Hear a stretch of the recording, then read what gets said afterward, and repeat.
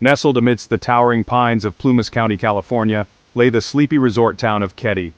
This picturesque town, with its lush greenery and tranquil ambiance, was a hidden gem in the heart of the Sierra Nevada mountains.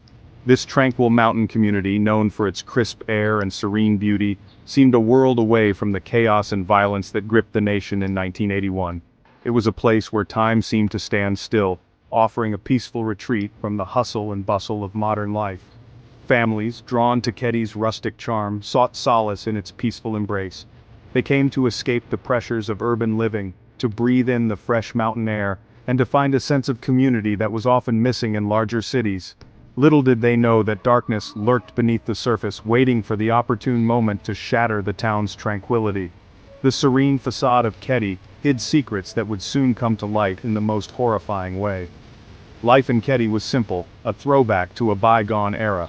The town's residents enjoyed a slower pace of life, where the days were filled with simple pleasures, and the nights were quiet and peaceful.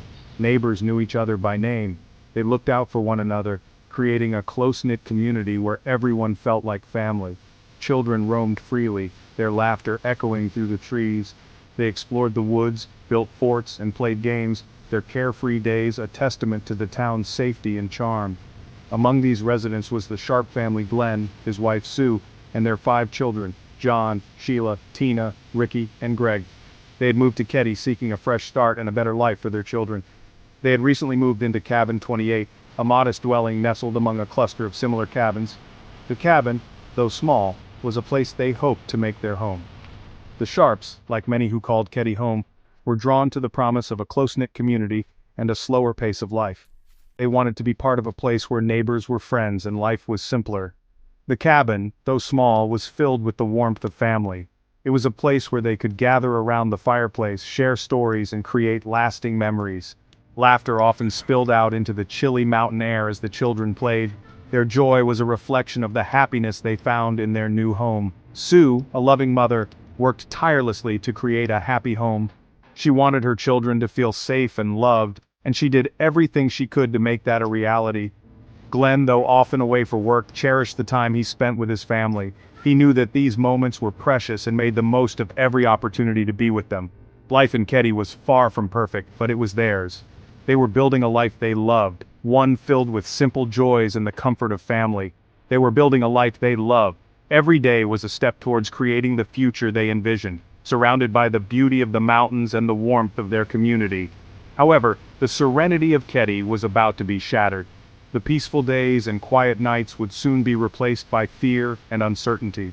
An unspeakable horror was about to descend upon Cabin 28, leaving an indelible mark on the town and its inhabitants forever. The events that would unfold would change Keddie in ways no one could have imagined. The events of April 11, 1981, would transform Keddie from a tranquil haven into a chilling reminder of the darkness that can lurk in the shadows. Even in the most idyllic of settings, the town would never be the same again, forever haunted by the memories of that fateful night. The sun dipped below the horizon, casting long shadows across the wooded landscape. In Cabin 28, the Sharp family settled in for the evening, unaware of the horrors that awaited them.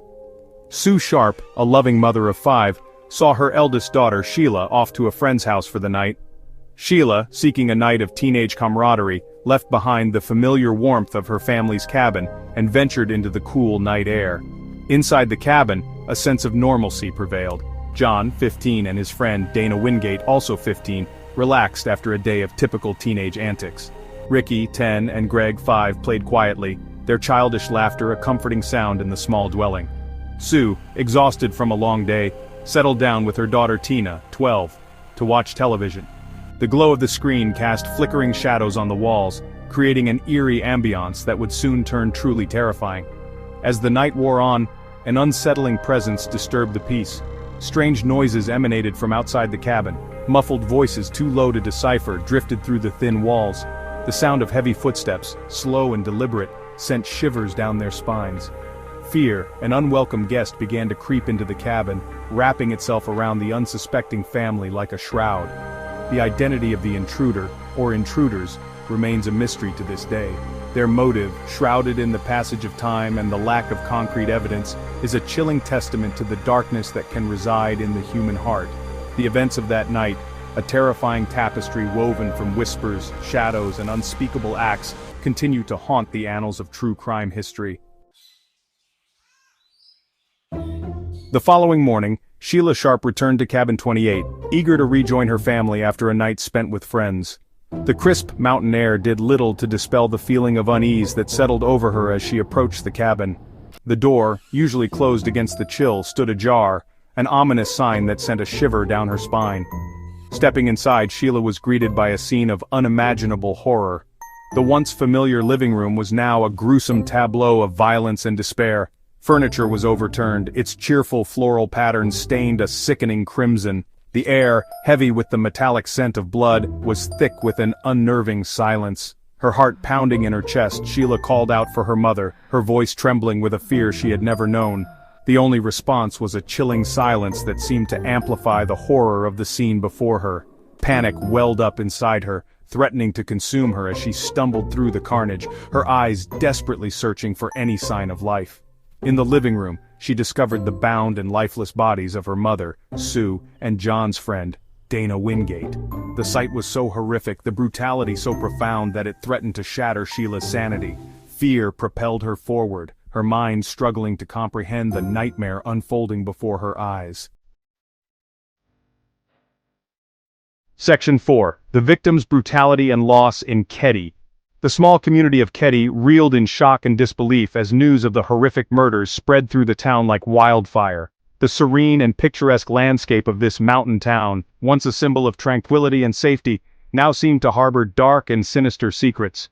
The idyllic image of their peaceful mountain haven was irrevocably shattered, replaced by a chilling sense of vulnerability and fear. The broken windows and abandoned homes now stood as silent witnesses to the violence that had invaded their lives. The victims, Sue Sharp, John Sharp, and Dana Wingate, were more than just names in a news report. They were friends, neighbors, and members of a community that prided itself on its close-knit bonds. Their loss was felt deeply, resonating through the hearts of everyone who knew them. Sue Sharp, known for her warm smile and infectious laugh, was a devoted mother who worked tirelessly to provide for her children. Her dedication to her family was evident in every aspect of her life, from the way she cared for her home to the love she showed her kids. Her life, tragically cut short, was a testament to her unwavering love and dedication to her family. The family photo albums, now relics of a happier time, serve as poignant reminders of the life she built and the love she shared. John Sharp, a typical teenager on the cusp of adulthood, had dreams and aspirations that would forever remain unfulfilled. His youthful energy and potential were snuffed out in an instant, leaving behind a void that could never be filled. His life, filled with the promise of a bright future, was extinguished in a senseless act of violence. The high school graduation photo, once a symbol of hope and achievement, now stands as a stark reminder of what could have been. Dana Wingate, John's loyal friend, was simply in the wrong place at the wrong time. His presence that night was a tragic twist of fate, one that would forever alter the lives of those who knew him. He had joined the Sharp family for a night of teenage camaraderie, unaware that their peaceful gathering would end in such a horrific tragedy. The cozy family gatherings, once filled with laughter and joy, now haunted by the memory of that fateful night. His death, a stark reminder of the random nature of violence, left a void in the lives of those who knew and loved him. The memorials and tributes, filled with flowers and heartfelt notes, speak volumes of the impact he had on his community. The brutality inflicted upon the victims was nothing short of horrific. The crime scene, marked by tape and shadows, bore the grim evidence of the violence that had taken place. Sue Sharp had been bound, beaten, and stabbed multiple times. The sheer savagery of the attack was evident in the wounds she sustained, each one a testament to the killer's rage. Her son John bore similar marks of violence, his body a testament to the savagery of the attack. The crime scene outline, a haunting reminder of the brutality they endured. Dana Wingate, too, had been bound and suffered a brutal death. The blood-stained floor, a silent witness to the horror that unfolded that night. The crime scene, a gruesome testament to the killer's rage, left investigators with more questions than answers. The disheveled room, marked with signs of struggle, only added to the mystery and horror of the case. Section 5. The Missing Child, Tina Sharp, Vanishes. As investigators meticulously combed through the chaotic crime scene, a chilling realization dawned on them. 12-year-old Tina Sharp, who had been present in the cabin on the night of the murders, was nowhere to be found. The cabin, once a place of family gatherings and laughter, now stood as a silent witness to the horrors that had unfolded within its walls. Fear for the young girl's safety gripped the already terror-stricken community. Parents held their children closer, and the streets of Keddie, usually filled with the sounds of children playing, were now eerily quiet. The sense of dread was palpable, as if the very air was thick with anxiety. Had she managed to escape during the attack? The thought of Tina, alone and frightened, running through the dark woods haunted the minds of everyone in the town. Or had she fallen victim to the same fate as her mother and brother, her body spirited away by the killer? The possibility that she had been taken by someone lurking in the shadows added another layer of horror to the already grim situation. The disappearance of Tina Sharp sent shockwaves through the community and beyond. News outlets picked up the story, and soon, the entire nation was gripped by the mystery of the missing girl from Keddie. The image of her smiling face, frozen in time on missing person posters, became a haunting reminder of the tragedy that had befallen Keddie. Her innocent eyes seemed to ask the question that was on everyone's mind: where is Tina? Search parties, comprised of law enforcement officers, volunteers, and concerned citizens, scoured the dense woodland surrounding the cabin, their hopes dwindling with each passing hour. The search was exhaustive, covering every possible hiding place but yielded no clues. Days turned into weeks and weeks into months, yet Tina remained missing. The relentless passage of time only deepened the despair felt by her family and the community. The mystery of Tina's disappearance deepened the sense of unease that had settled over Keddie. The once vibrant town was now cloaked in a shroud of fear and uncertainty. The once peaceful town, now shrouded in a palpable sense of fear, grappled with the possibility that a killer walked among them.